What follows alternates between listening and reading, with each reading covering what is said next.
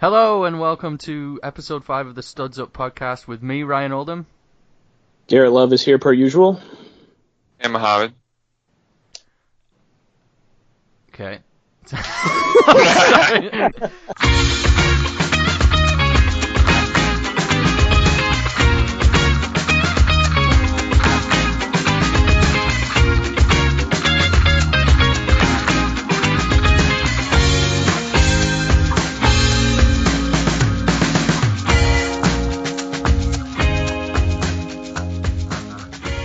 This week we saw Arsenal lose their second game in a row to Chelsea 3-2. Manchester City blitz Huddersfield 6-1 with an Aguero hat-trick.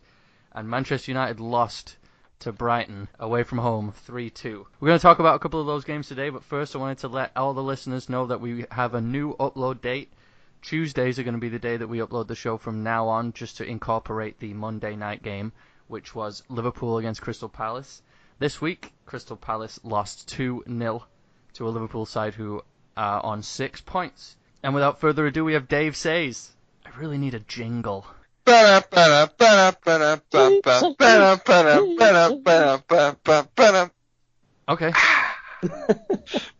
could probably edit that into a little MP3. Can you make it an EDM banger? Yeah, if anybody listening is a music producer and can make that into an EDM banger, as the kids say, that'd be great. Yeah. All right, well, let's get on with it. Hey guys, off topic real quick before we start. I follow every single person that participated in this year's Love Island. Wow, that's on amazing. Instagram. Good for you. All right, cool. Can you continue now? Yeah. Thanks. So Dave was updating his top 6. Remember last week he said he wasn't sure whether he was going to have Chelsea or West Ham, depending on whether Hazard left Chelsea. Obviously we know Hazard did not leave, so he keeps Chelsea in his top 6. He actually puts Chelsea 5th and drops Arsenal to 6th, presumably after watching them in the first game against City. And he also talks about Fulham's signings, agreeing that they signed way too many players. Quote, 12 is simply too many to try and embed and expect instant success. Also, I think 7 of the new 12 players started the game against Palace, the first game of the season, which is crazy, we agree. The Premier League is all about getting off to a good start, so why disrupt the chemistry of the team so much for the first game? Show faith in the players that got you promoted. He says, keep up the good work. Dave, sent from my iPhone. Thank Quality. God. I'm so happy he's not an Android user because I would not let him be in the show. Oh, really? I'll let him know. I'll let him know not to upgrade. Speaking of Fulham, though, I thought Fulham played quite well at the weekend. They lost to Tottenham 3-1, but they kind of pressured Tottenham for a lot of the game. They just didn't seem to have the legs.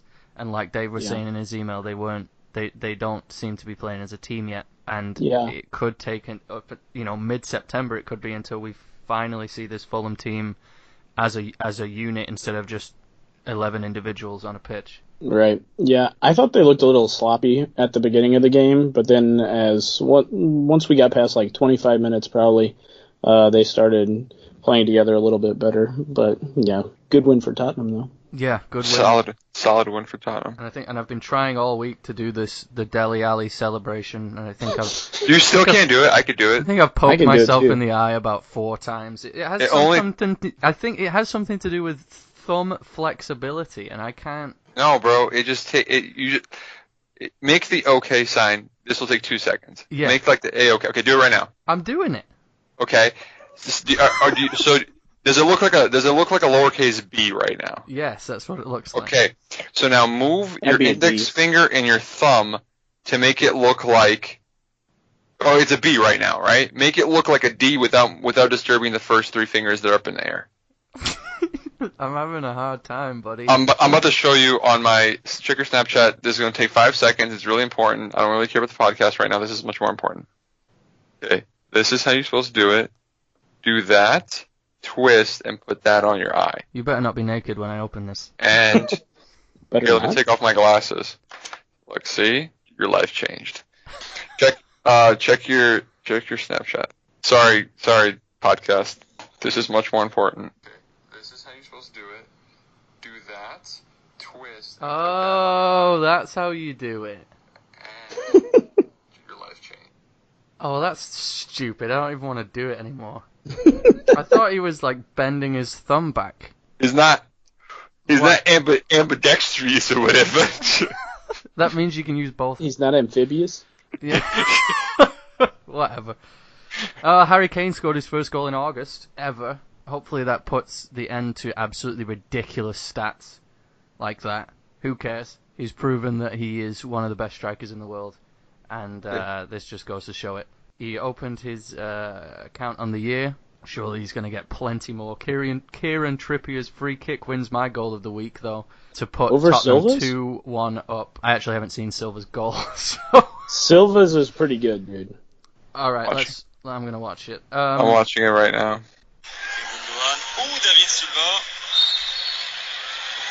Oh, sexy. Yeah, he stroked it. Even your internet's in Bosnian. No, I understand. He's going to Barcelona in January. It's so crazy. I still think Trippier's was better, so we're gonna go. No, you're fucked. Yep, Kieran Trippier wins goal of the week for me. I suppose it's not Garrett's choice or Mohamed's choice, or anyone's choice. That's not for Mateo. But that it's mine, and I'm sticking with it. So we have City, Liverpool, Chelsea, Watford, Tottenham, and Bournemouth on 6 points at the moment. I'm sure there's going to be plenty of changes there. But that brings us to our first segment, which is talking about Manchester United's loss to Brighton. 3-2 it was, 3-1 at one point. Eric Bailly gave away a completely ridiculous penalty, meaning Eric Bailly's tackle was completely ridiculous. A 95th minute penalty made the scoreline a lot more flattering for United than it actually was. United got battered the entire game, and there was seriously just zero cohesion in that team, and it's no different and in some ways worse than what a lot of Manchester United fans, including myself, saw last season. So, to be honest, I only watched the first half. So that's fine. I wish I could say the same. Yeah, I had stuff to do, but they didn't look like they were playing well, and then as soon as Brighton scored that first goal, you guys just looked so disheartened about it and so down on yourselves, and then they got that other one really quick, and then I think after that, I think a lot of players, it was game over from what I saw, but that was only the first half. I didn't see the second half. Yeah. But that's pretty much all I have to say. I'm not mad about it, but right. I thought it was a fantastic first 60 minutes for Anthony Martial's first game of the season. He did an absolute quality of a game. I feel like he should start every single game for the rest of the season. I can't tell if you're being heavily sarcastic or not. Truly sarcastic. It was absolutely poor. Actually, all of United was pretty poor. I really hope that this kind of ends the Martial fanboy era of Manchester United fans that are either on Mourinho's side or Martial's side. He brings nothing to that team when he has the attitude that he currently has. I mean, he was great for LVG, but hasn't proven. I don't understand how people can still back him when he hasn't proven to be anywhere near consistent. And the rest of the team aren't consistent either, so it probably is a bigger issue than just individual players. But he seems to be having a real problem. I don't see it getting any better. It wasn't a good performance by any means. A team that like Brighton has some quality players. They don't have any superstars. The United squad is full of them. There's no reason why they truly should have lost. It was just bad performances by all of their players. And Jose Mourinho did what he was supposed to do. I mean, he actually did a very classic Jose Mourinho thing where he brings in a player that just to show that he's not worth it, and he's really not. Anthony Martial should have left if he could have left. I don't know if he was even able to leave, but he should have left if he had the option. Mm-hmm. I hope United does something better next game. I truly don't know what's going to happen. They're going to be playing Tottenham next game, which is going to be a hard game to go to. They're home, right? They're playing Old Trafford. I think so. So, I mean, at least they have that going for them. But I think it's probably just one of those bad games. I don't think this really puts the spotlight on United as a bad team. I think it was just a bad game. I think they're going to bounce back. a lot more positive than my thoughts, to be honest. Really? Yeah, because we've seen from it's not the team, it's the manager. Jose Mourinho is gonna get sacked. You're gonna get sacked by the morning. Sacked by the morning. Oh, I wish. I have done some major mind flippage over the last not even 2 days, maybe 24 hours since watching Manchester United lose to Brighton. So we've seen in the past that Ed Woodward hasn't really had the balls to fire a manager when things are going really badly. LVG during the December month after the loss to Stoke, I don't think I've ever been as low as a Manchester United fan until now at that moment. But I've done a lot of mental gymnastics over the last couple of days and topsy-turvy flipping back and forth, and I'm Mourinho out now. And, really? Yeah, and I know we spoke in our group chat a couple of days ago about what we were going to call the episode. We were going to call the episode Emery Out because of Arsenal's loss to Chelsea over the weekend, but I'm actually gonna call it Mourinho Out. Wow. Because there's, and I like Mourinho. I buy into his mind games, his banter as a manager. I think he's top shelf when it comes to that kind of thing, but he has not tried to adapt to the game at all since he came to England, and the game has changed around him, and he's still trying to do his defensive football, which simply just doesn't work anymore because everybody else around him has adapted and improvised. When it comes to players, obviously the board will have to take some stick on not signing players because it's unacceptable for a team like Manchester United to be still starting a player like Mata on the right wing, but then also not really, and then Ashley Young on the right back as well, when you have youth players like Axel Tuanzebe and Timothy Fosu-Mensah that get sent out on loan year after year after year after year when there's obvious holes that need to be filled. So I think, the board definitely has to take some blame when it comes down to that and not signing a right winger when we've desperately needed one for years. But Mourinho's seemingly inability to work with a director of football also probably stopped that from happening, because this club has zero direction, and it's never needed somebody like a director of football to come in and give it a direction and a 15-year, 20-year plan, because Alex Ferguson always did it by himself because he was Sir Alex Ferguson, and that's what he did. Right. Things change. Manchester City has or had a director of football and got a 20-year plan, basically, and they've succeeded in that, in winning the Premier League several times. Chelsea obviously didn't have one because Mourinho was there, and we see what happens when it's up and down all the time with Chelsea. But now Chelsea's playing the best football they've played since, honestly, I could ever remember. Yeah. You really think so? Absolutely. I've never... It's only been 2 games, so yeah. I'm not going to judge it by 2 games. The shift, they could have just been playing a poor Arsenal. They could have just been playing a poor Huddersfield. That could be a big factor in it.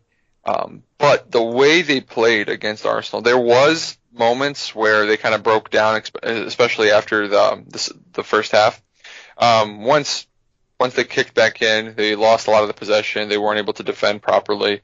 And I think that is the adaptation, and that's why I think they're playing the best football.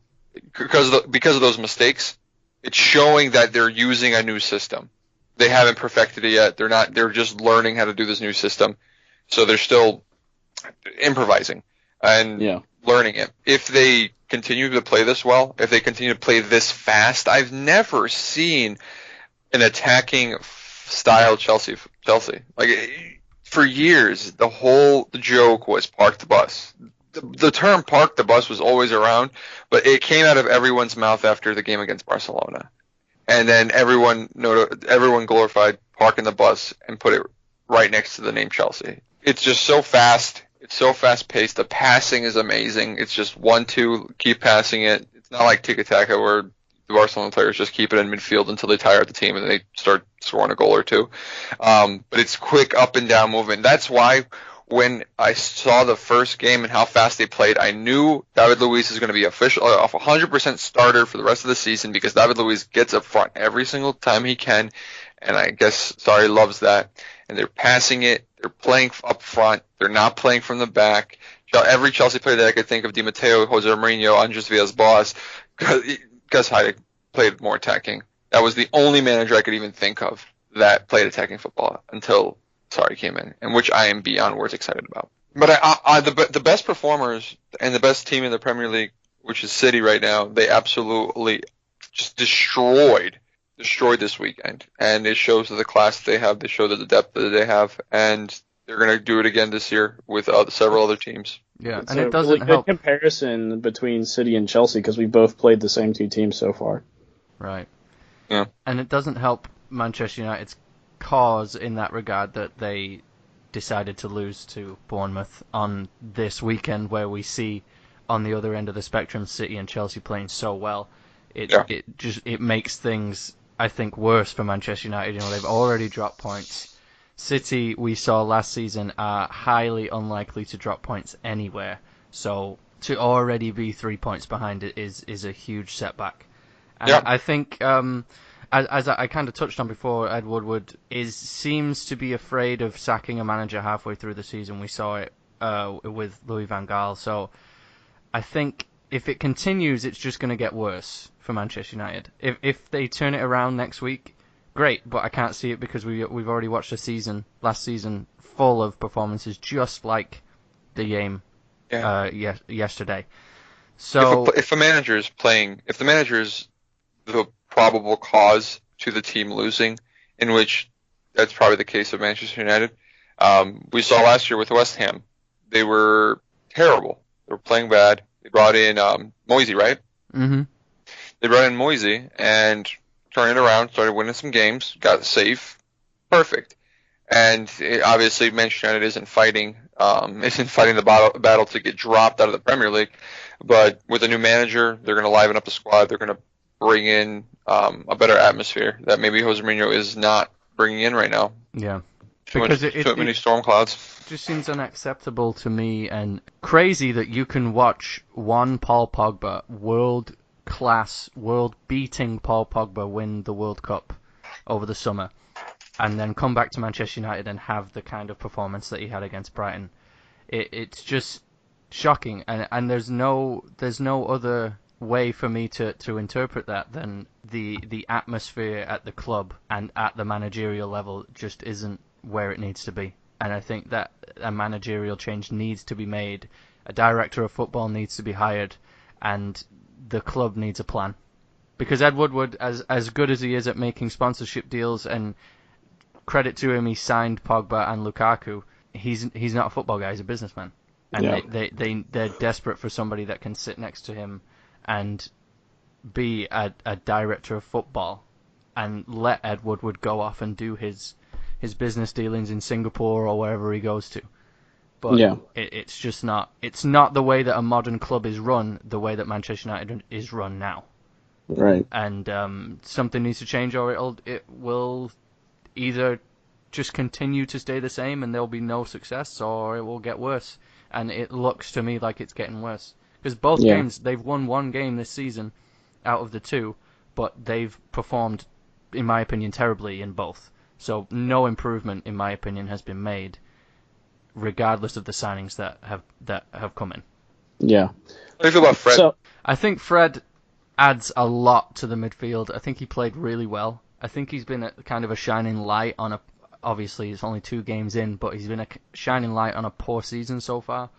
He really goes into that midfield well, and it's crazy to see how much improvement the midfield has seen since he came in.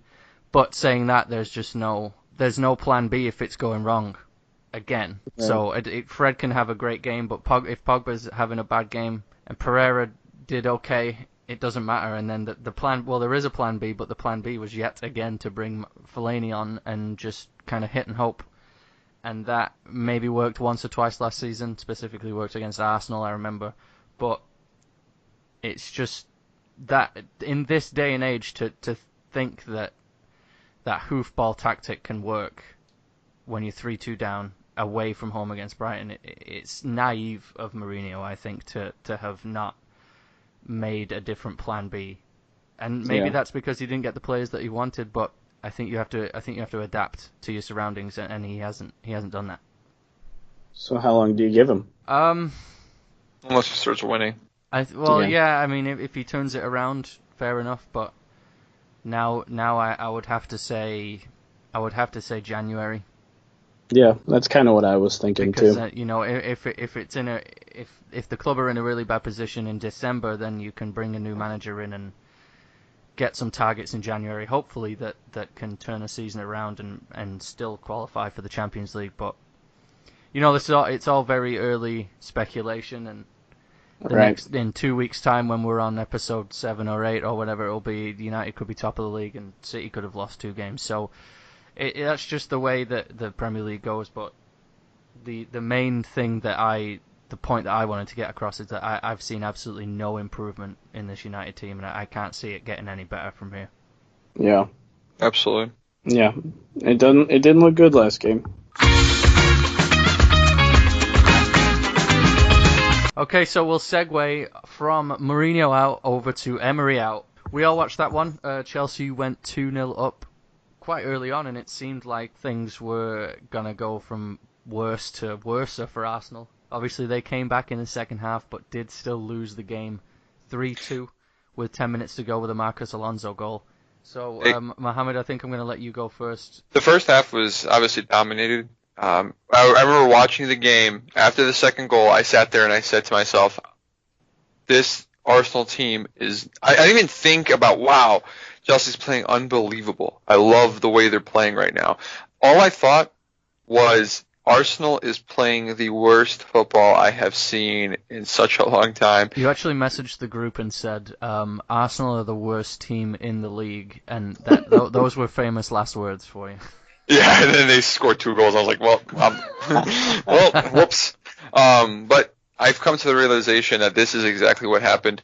They scored 2 goals against a team that's adjusting to a new system, and that's why they scored it, not because they actually played good football, because they didn't. Arsenal, the way they played, their midfield was the sloppiest midfield I have ever seen. At one point, I remember, I think it was Marcos Alonso had the ball, and they had their central mid up going after him.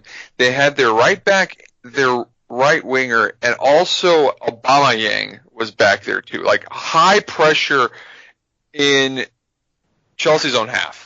Like it didn't make sense. It just did not make sense the way they were playing. The midfield was not organized at all. Their defense at one point, I saw Aubameyang in the mid more times than I saw him actually in the area which I think he should have been in. They're disorganized. Their team are playing very poorly. And I even saw pictures. The first thing I did after halftime was just scroll through my Insta, and all I kept seeing was Arsenal memes about the actual position. There was people that screenshot the game and said these are where their players are playing, and it had made no sense whatsoever. There was no formation, and I don't think it's like a new system that they're learning. I think they're just bad. Fair enough. They are, and we spoke about it last week as well. I remember just saying, is it time to blame the players? Like we said, there's really no quality in that team compared to the supposed top 4, top 5. Since Emery is a new manager, I think he doesn't have as long as somebody like Jose Mourinho, like we touched on earlier. I really don't think he's got even until Christmas. I think you would have to think that November, if things don't start to improve at Arsenal, he's probably going to get replaced, because he's not indispensable like Arsene Wenger was. How would you feel if Thierry Henry came in?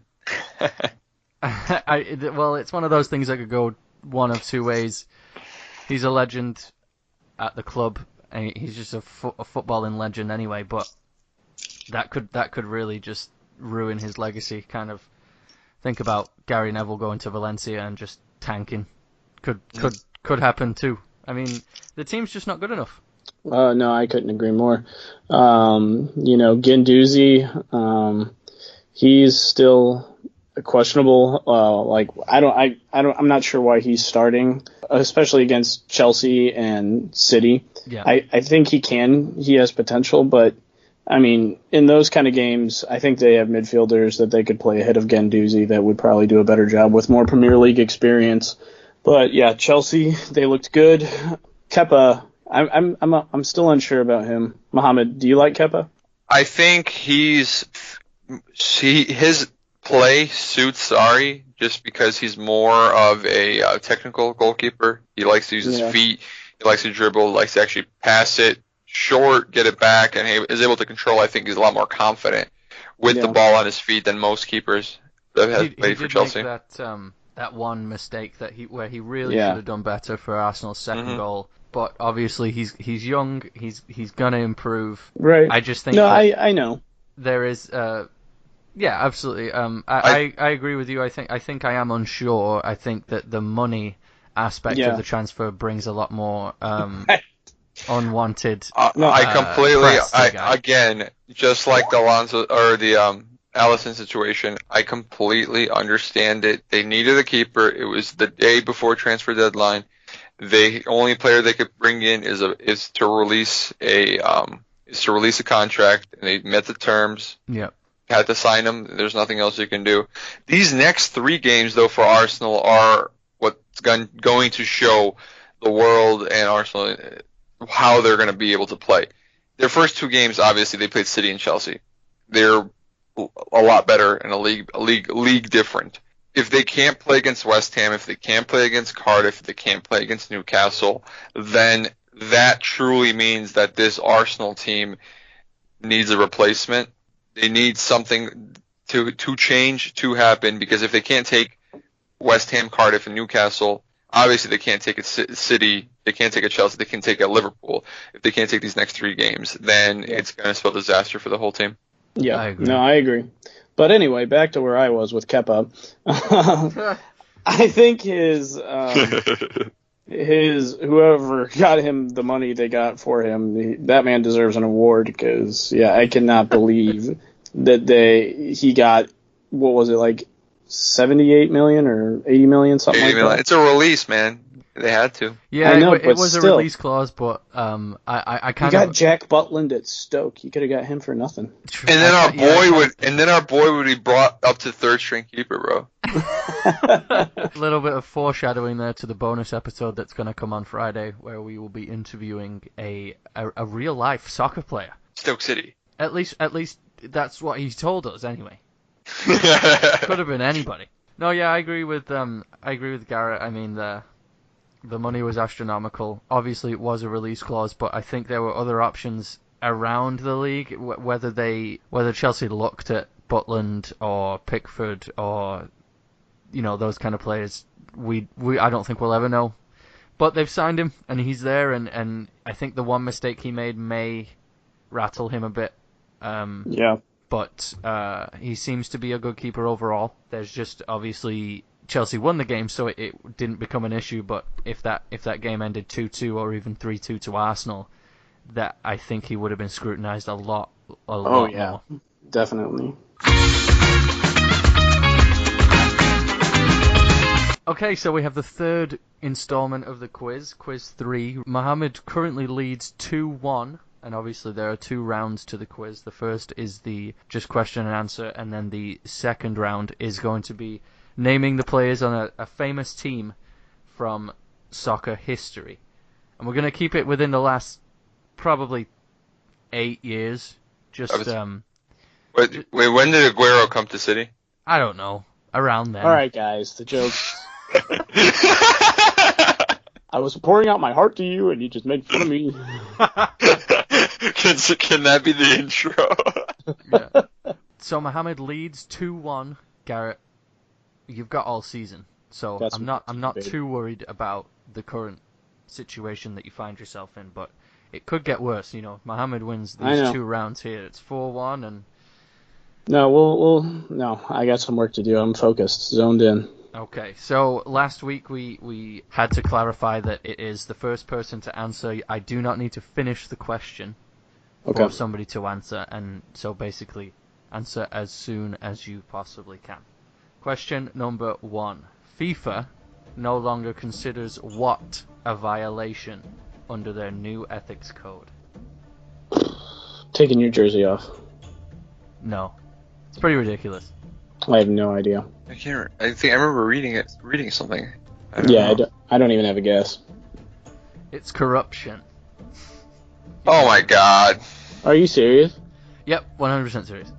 Okay, go away. That's the dumbest thing ever.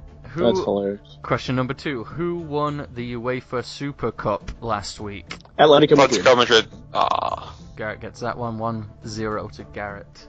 Ayo. Question number 3. Since making his debut for the club, nobody has more clean sheets than this defender in the Premier League. Is it Virgil van Dijk? It is. Garrett goes 2-0. Wow. Good job, Garrett. I didn't know that. Question number 4. I was just taking a guess. Premier League team Burnley went through to the next round of the Europa League last week after Jack Cork scored the winner in what minute of the game? 96th. 95th. No, it's the 97th minute. Oh, man. Oh, did I get it? No, you got 95th. I'm close. No, I said 95th. Oh, you said... I said 96, so I get right, it. You'll get the Mohammed was closest closer. Mohammed gets closest, yeah, I forgot about that. Damn it. We're going to do closest rule. Mohammed 1, Garrett 2. Final question. I do have a tiebreak as well this week. Nice. Question number 5. Why did the Bordeaux players refuse to train on Friday morning? New management. Incorrect. They... I don't... Incorrect, both. It was because Gus Poyet was sacked. Oh. But that means I win. Garrett wins. Ding ding ding ding ding. We're not having a team thing? We are having a team thing. Garrett wins. That was the first one. Round 1, which makes... We've done this up 3 times. Which makes the total score 2-2. Ayo. Hello. Obviously, with how it's set up, we're gonna have somebody winning after every week, which is great. As long as it stays close. Well. So, for round number 2, we look at a match in soccer history, usually in the last 10 years or so. For this game, I will be going back to the 2015 UEFA Champions League final between Juventus and Barcelona. And since Garrett won round 1, Garrett, you can go first. Alright, I'm going to make it real simple. Lionel Messi. Correct. Andres Iniesta. Correct. Xavi. Correct. He came on as a substitute. Oh, no way. Nice little save there. Gigi Buffon. Correct. Pirlo. Correct. Big Paul. Correct. Pogba, he means, by the way. I'm never gonna say his name. Leonardo Bonucci. Correct. Pulled that one out of his ass. Well, I could tell by the confidence he had. Jordi Alba. Correct. What if we get through the entire teams? That would be amazing. Sorry, what year is this again? 2015. Luis Suarez. Correct. Dani Alves. Correct. Gerard Piqué. Correct. Oh, 2015. Mascherano. Correct. Giorgio Chiellini. Ooh. He played there, didn't he? Yeah. Incorrect. Incorrect, really? How? He wasn't in the starting 11 or on the bench. Wow. Wow, okay. What was he doing? Playing FIFA at home. Yeah. Is he okay? Alright, Mohammed, you're up. Ivan Rakitic. Correct. Neymar. Ooh. Correct. Jesus Christ. Juventus. Barcelona. Ter Stegen. Correct. God. Yeah. Was Paulo Dybala on Juventus then? Incorrect. Yeah. Oh! Wow. That was literally my next guess.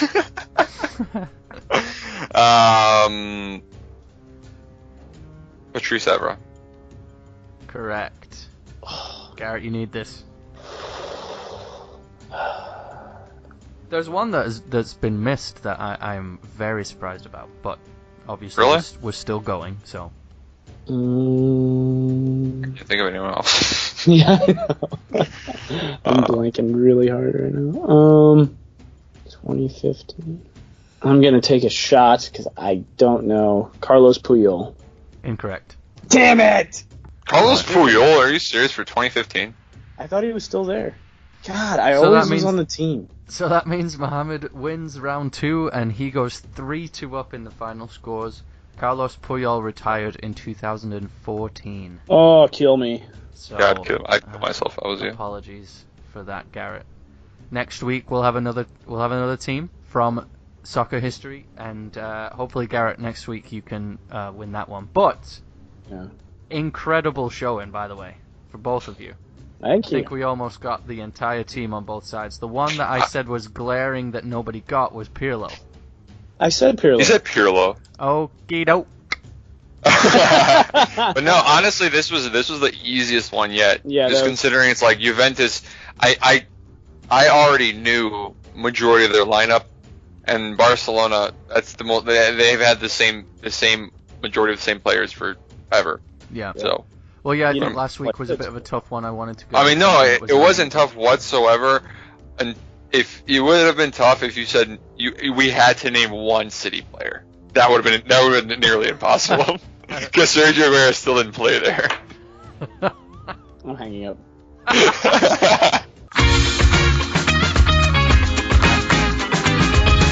Okay, so that's it for episode 5 of the Studs Up podcast. Next week, I think Fulham Burnley is going to be a really great game. Also, Arsenal West Ham, a London derby. Manchester City go away to Wolves. And then the late game on Sunday is Manchester United against Tottenham from Old Trafford. Mohamed, your Chelsea play Newcastle away. Probably another routine win for 9 points.